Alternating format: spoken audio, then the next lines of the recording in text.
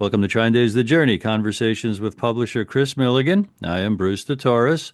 With us are Paul Fitzgerald and Elizabeth Gould, husband and wife co-authors and journalists who inspired TrineDay's roundtables about JFK's vision of peace and economic justice as the foundation for a genuine world peace. And A.W. Finnegan, author of The Sleeper Agent, and he will supply the subtitle. I don't have it in front of me. That is The Rise of Lyme Disease, Chronic Illness, and the Great Imitator Antigens of Biological Warfare. A You didn't know powerful, that, Bruce? What's the matter? not off the top of my chinny chin chin. And now, Kent Bain, S.K. Bain, author of astonishing books available at TrineDay.com and the usual sellers. Well, thank you very much, Bruce. You know, this is Bruce's last journey. Bruce got himself a good paying job. Lord have mercy, and we think that's wonderful. We really enjoyed, Bruce, on these journeys. I mean, the voice that comes down from heaven there. You've got a great voice for all this, and we really appreciate all the work that you've done with TrineDay.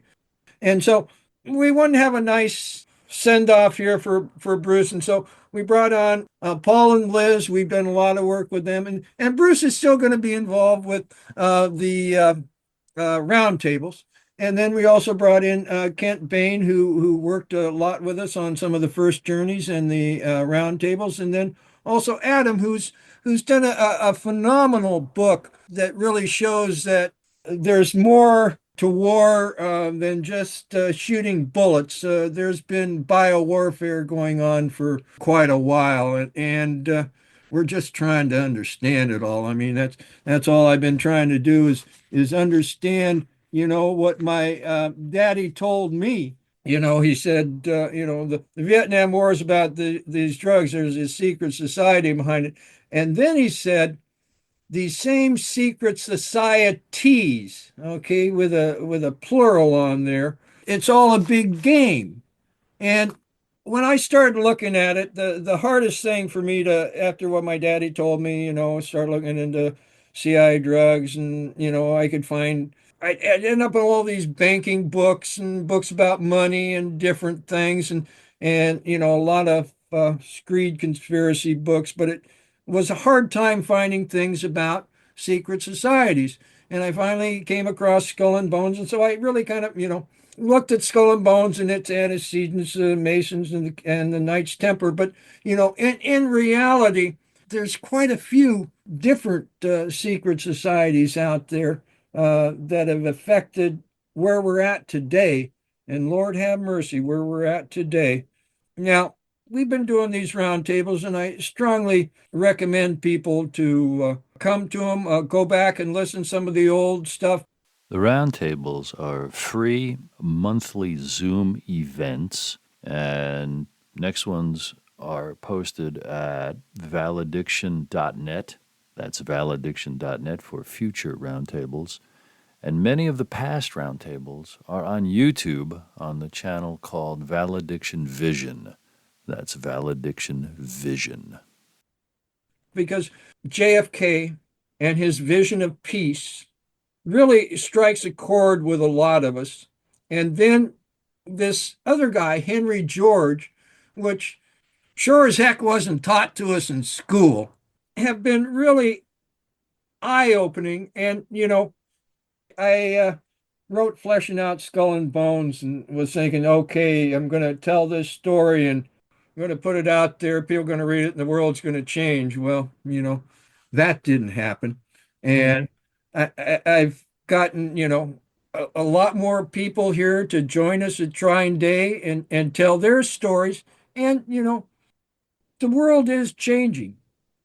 We hope for the better.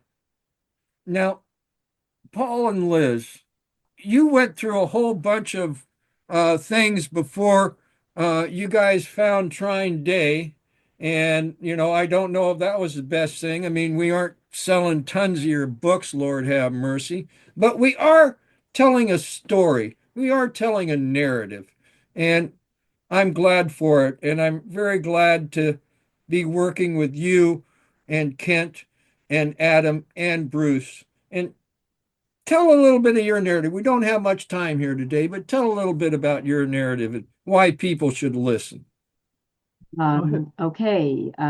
Well, we actually, in order to get to TrineDay, I think it was in 2020 when we called you about the memoir that we were writing to try and express the weird journey we had been on that actually started way back in 1970 when Paul and I met, when he was in hair and I was a part of the crowds of adoring fans who were friends of friends. And we met and eventually in 1977 ended up getting married and eventually ended up focusing on the political system in Washington at the time, because Paul's cousin had run for Congress, Ed Markey, and he had won his office in 1976. So here we were in the middle of what we thought was the greatest opportunity in the world. Peace was coming.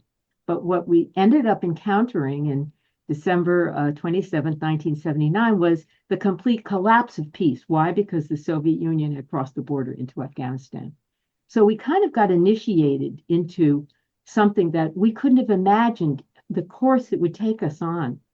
And 7 years later, when we realized that we couldn't change the mainstream narrative, which we worked on with CBS News and ABC News and PBS, it didn't matter how high up the media food chain we went, we couldn't affect the narrative. So we had to ask ourselves, if we can't affect the narrative, what we know are facts and perceptions that need to be understood, what can we do?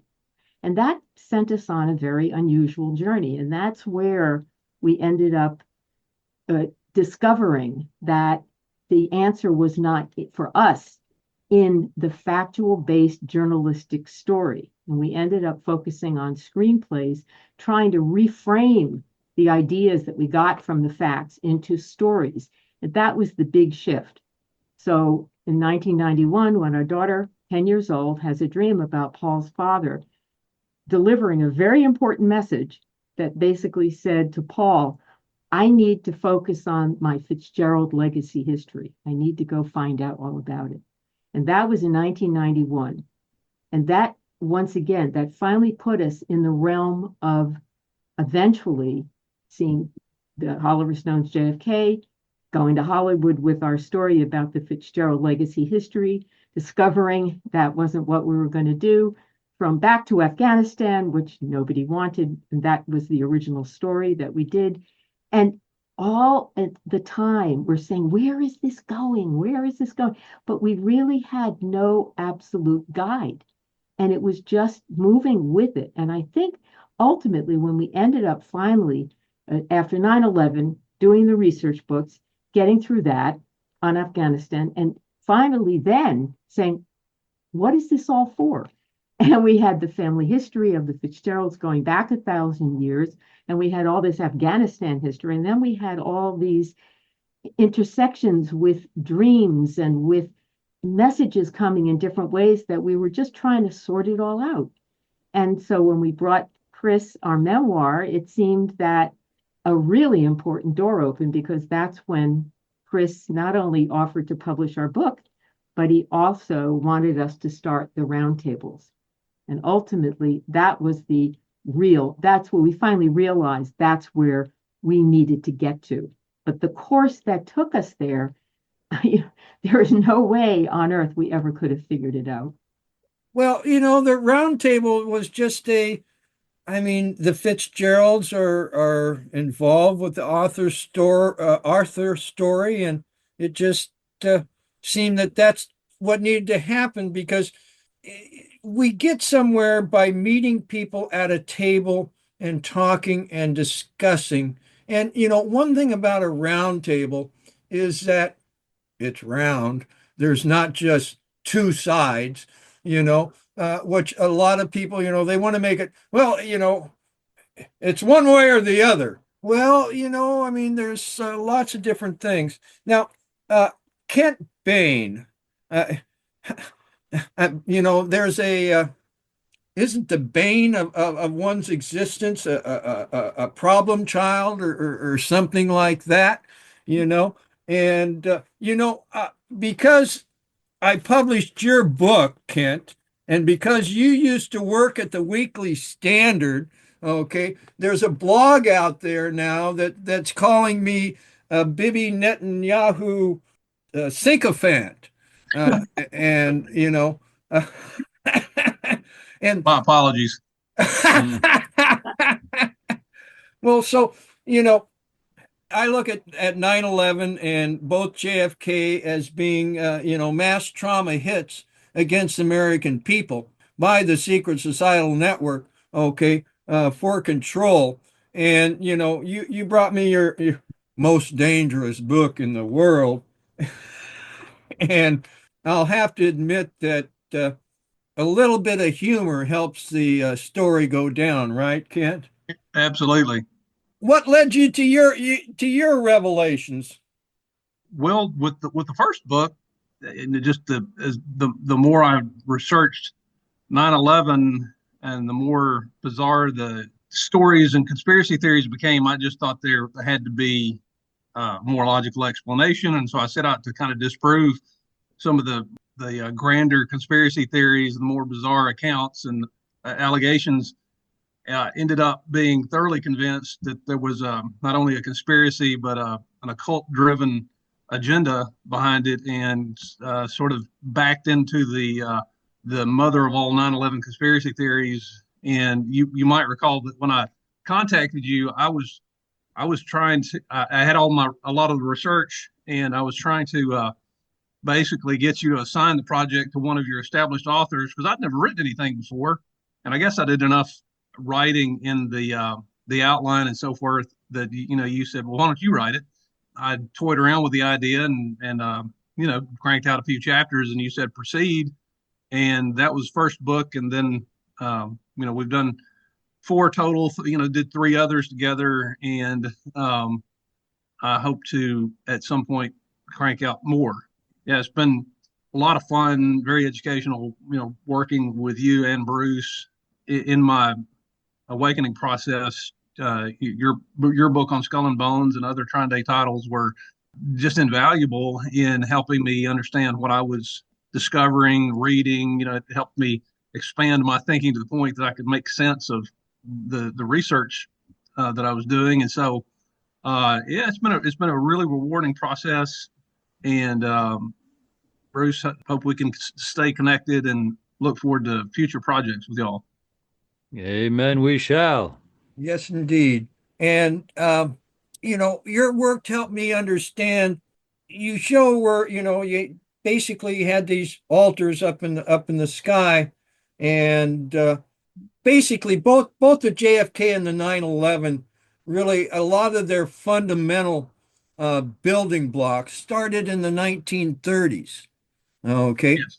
to get those killing zones in line.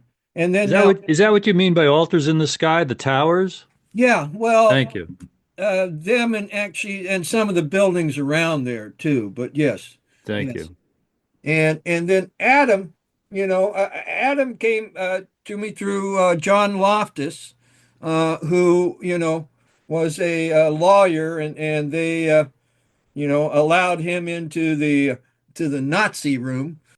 The Nazi Well, room at the Justice Department, right? Or the State Department? no, Yeah, he the was Justice. he was working for the Justice Department, and then he his book Belarus Secret was one of the first ones to really talk about biowarfare and different things.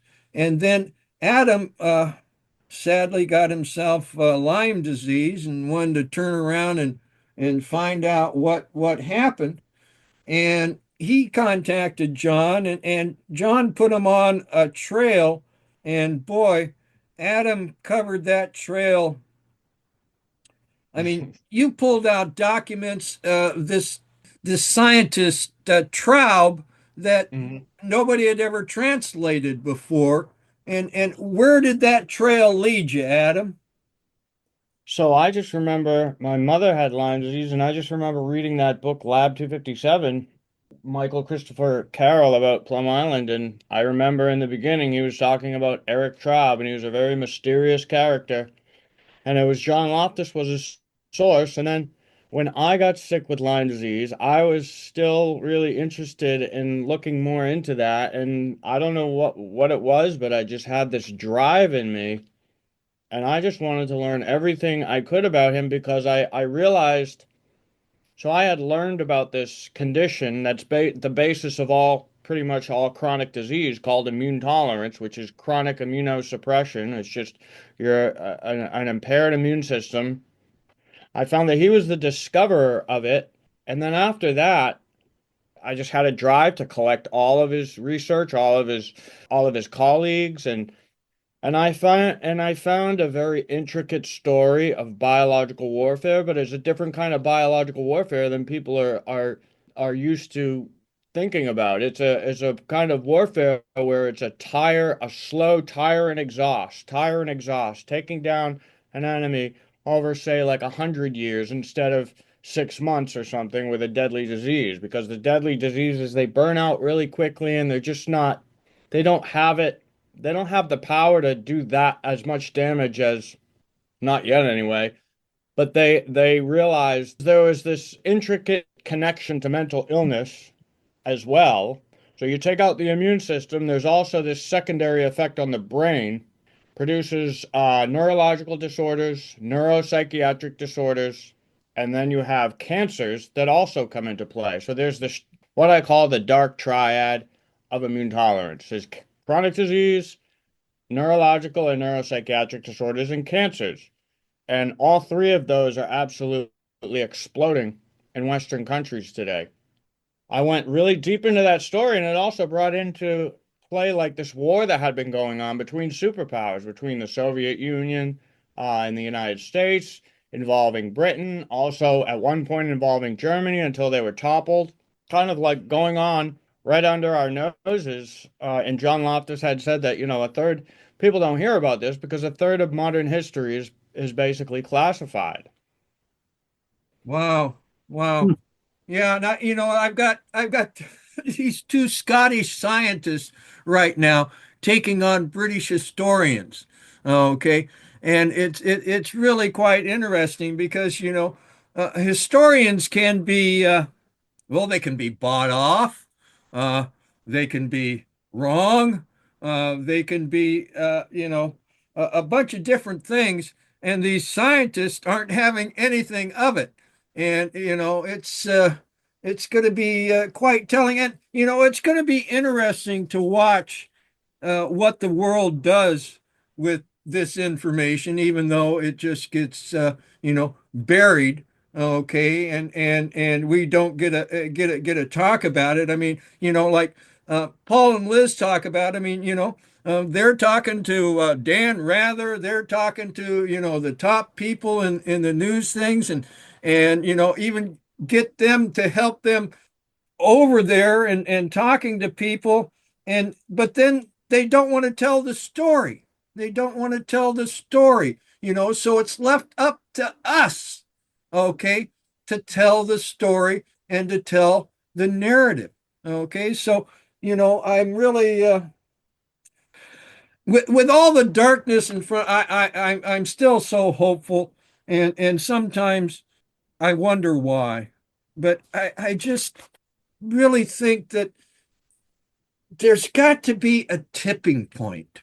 There's got to be a tipping point where we, get enough information out there that something happens. I mean, what would happen? Okay, I mean, would we an information revolution? I mean, I don't know. Any thoughts out there about what a tipping point is or what we can do? Can I grab that as a segue to, share a little bit about my TrineDay experiences, Sure. and with stories that speak to the specific things that all of us have just kind of covered.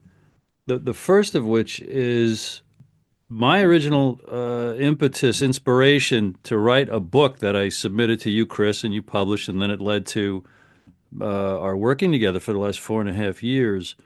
Was a big aha about what energy is. It's the intention to exist. Did it burst into existence as this universe because it wanted to? And then over the course of years, 9/11 happened, and I dug into the deep history. And just for the record, I wrote God School, 9/11, and JFK, the lies that are killing us and the truth that sets us free. And I approached you in 2020, and then it came out in 2021, and we were launched on doing the Journey podcast, Conversations with Publisher Kris Millegan, which everyone who's discovering us or TrineDay for the first time, find those episodes. Each is about 30 minutes. Each is like the cliff notes of these great books that challenge official history. Then get the books and have, your mind blown and your vision expanded about what's really going on. And then do what comes naturally for the sake of humanity, your family, and just for the right and the truth and the goodness. I want to tell a quick story along the lines of the mystical experiences that Paul and Liz bring to us in such empowering ways. As I was deeply into writing my book, about 3 or 4 years into putting it together, this was in 2017, 3 years before I reached out to Kris. I drove up from Atlanta to New Jersey for a family function. And for the first time as an adult, I went to Arlington National Cemetery to stand at JFK's grave. For 3 years, 3 or 4 years by that point, I was studying JFK every waking hour.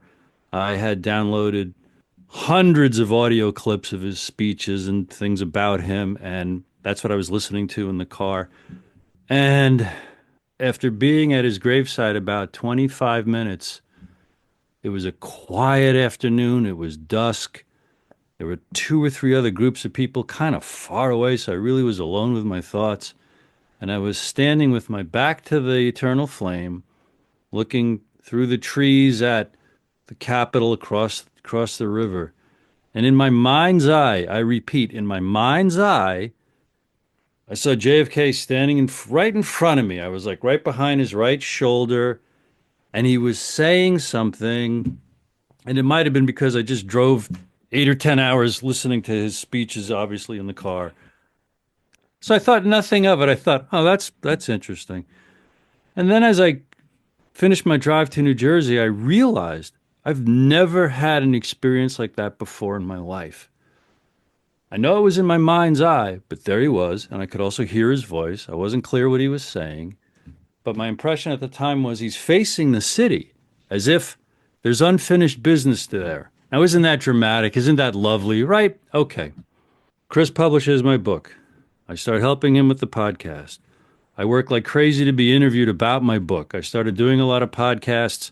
Then I started hosting podcasts and became a host. And now I've got, that as a side kind of endeavor I can do. And I've met so many of the TrineDay authors. And this past November, I finally got to a JFK conference in Dallas. And I finally got to spend time where?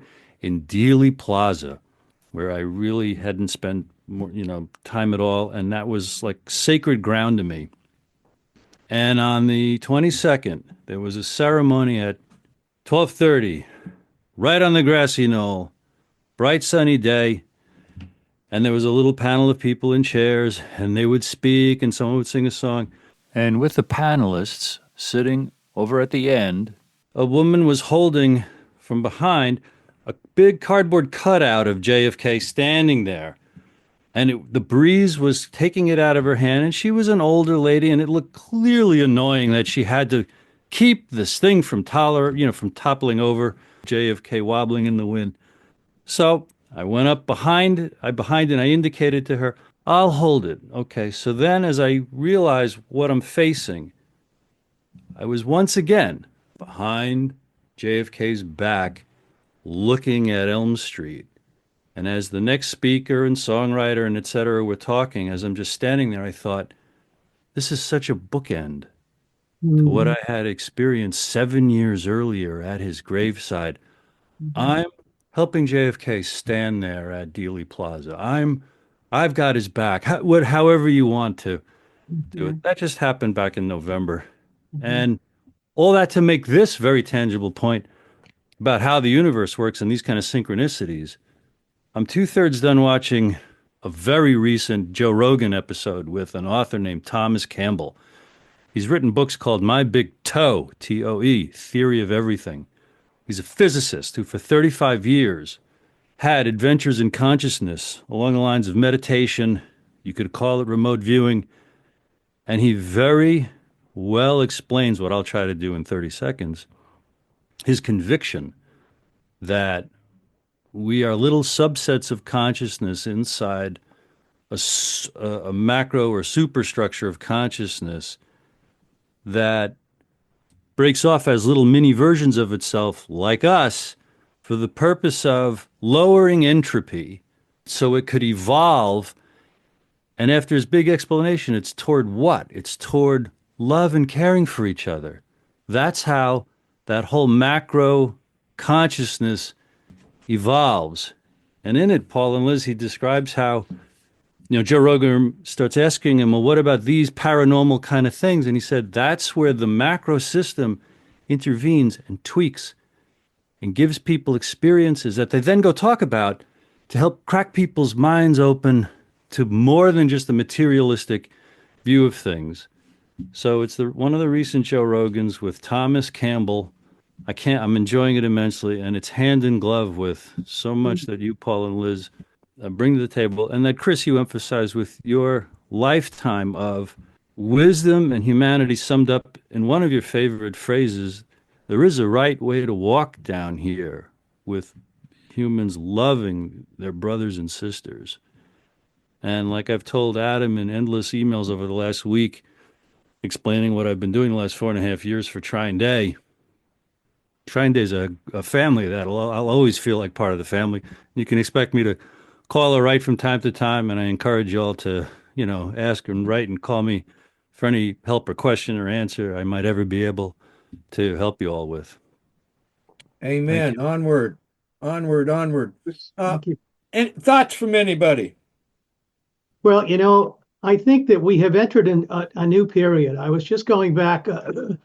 I was looking at some of my old files the other day, seeing if I could throw anything out, which I have a very hard time doing.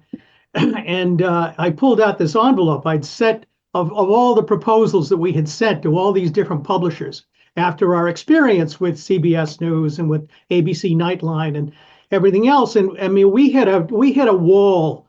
With the exception of Oliver Stone, he was the only person that expressed an interest in what we had experienced. And we went to a pretty fairly high level of the media, and they simply rejected what we were saying about the importance of Afghanistan. And so until 9/11, of course, 9/11 hit, and then everyone said, what was that really all about? So we did witness a new mindset beginning to take hold, but that was just the beginning. I expected, we put out a piece, self-published a piece called The End of Illusion. Okay, now we could break through. We could break that thing through and get it. It was only about 80 pages or something like that, but they had the kernel of what we really wanted to do. And it still took us another 8 or 9 years to finally get that story out. So, but talk about persistence, So anyway, so Liz and I just kept battling away, and we did a couple of books on that, and they came out, and that was interesting. And then the institution, by that point, we were in the middle of our own war in Afghanistan, so the institution itself, we went and got invited by the Navy to come and speak to them about what to do. Now, we had heard years before that the Navy didn't do mountains. But in this particular case, we went to a dinner one night, and there was an admiral there, and he said, how come we aren't doing Afghanistan? We don't do mountains. Well, after 9/11 and by 2009, they were doing mountains, and they wanted to know what should they know about doing mountains. And so at any rate, so we did a couple of books, and they were interesting, and everyone said, oh, that's very interesting, but the mindset hadn't changed yet. The mind hadn't cracked. It was still in the old paradigm, the pre-9/11 paradigm. I think the Vietnam paradigm, it was still in that, well, if we just fought the war correctly, we can win it, okay? And so we were coming at it from a very kind of, well, you're really missing the picture here. So at any rate, we finally, when we got to Chris And we said, Kris, this is how we did it. This is our thought process. I mean, when I look back at those letters that I pulled out, one was from Penn State. We had an engagement with Penn State for a while to try to get something published. And it was sent out to some professionals, the experts in Afghanistan. This would have been in the early 2000s. And I reread the letters that I had sent and they had sent back. And it was like the wall, they just kept putting bricks in the wall about what Afghanistan was really all about and how we had it so wrong, so wrong, so wrong. And it was like, and it was obvious. And people at that point, people were coming out saying, no, this is what really happened, is that's what we did. We got involved personally with it. And that's what Kris was interested in. How did you do it? What were you thinking? How were you thinking about doing this? What kept you going through all those years? So, when you say, we're an acquired taste, very specific, okay? We give you the straight story. We give it to you from the source whenever we can. We've got to the point where we had, we had the guy that ran at the CIA for 5 years, ran the operation, Chuck Cogan, in Afghanistan, and he came to one of our events at Harvard, and he said, I agree with everything you said about why the Russians went into Afghanistan, but I don't agree with what Liz said about Zbigniew Brzezinski. He said, I ran the operation for 5 years. The CIA doesn't work that way. So we went back and we talked to him a few years later, and he said, can I tell you something? I finally got to talk to Zbigniew Brzezinski. And I said, I don't believe that you intentionally lured the Soviets into Afghanistan. And he said, I did. And I did it intentionally. And you guys over at the CIA didn't know anything about it because we didn't want you knowing anything about it because we had our own agenda over at the White House. So there it was. So we had followed the course through, and we got the guy that ran the operation and who came out to tell us that maybe we got it wrong. He admitted he had been wrong. So the fact is that it was a testament to just simply sticking on the course, staying with it, and doing it. Fortunately, we were able to do that. We were very fortunate. There's been a lot of people, and I'm sure Kris knows many of them, who were knocked off their course because they were just an inconvenient truth that somebody didn't want told. So the fact is that I've looked at what Liz and I have been doing since 1977, 1978, and even before that, as being all part of a larger process. And as you said, Bruce, that we are a subset of a subset of a subset, but it's all important. And eventually you do get your opportunity to express it the way it needs to be expressed. And then the flower blooms.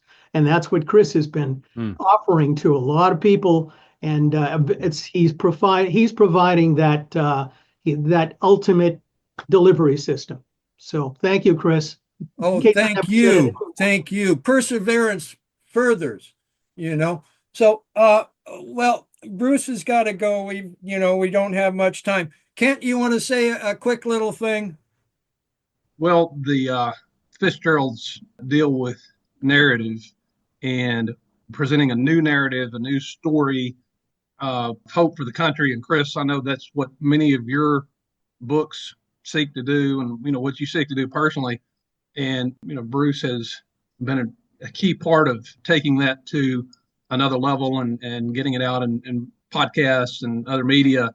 And Kris, as you always say, onward, because you're got the right approach, the right tools, the right people, and just continue to guide us forward.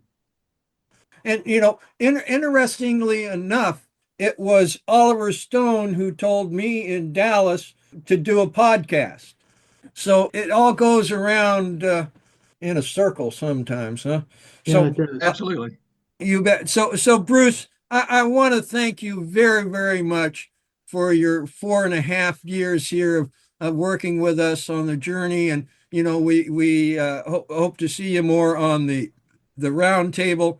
And, I hope your new venture works out very well for you.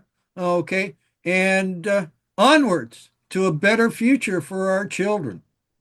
Thank you very much, Kris. Here, here. Thank you. Yes, absolutely. Indeed.